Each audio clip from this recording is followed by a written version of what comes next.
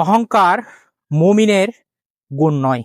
ছোট্ট একটি পিপিলিকাও বিশাল বোঝা বহন করতে পারে, কিন্তু সে কখনোই অহংকার করে না। কিন্তু আমরা মানুষ হয়েও সব সময় অহংকারে নিমজ্জিত থাকি।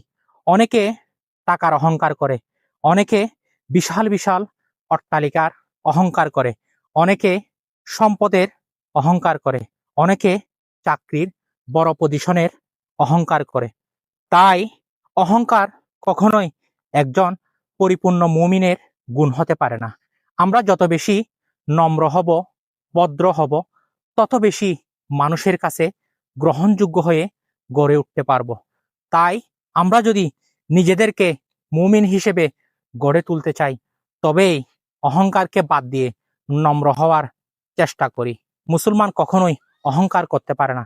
অহংকার মুসলমানের গুণ নয়। মুসলমানের গুণ হচ্ছে তাকওয়া, পরহেজগারিতা, দিনদারিতা, নম্রতা।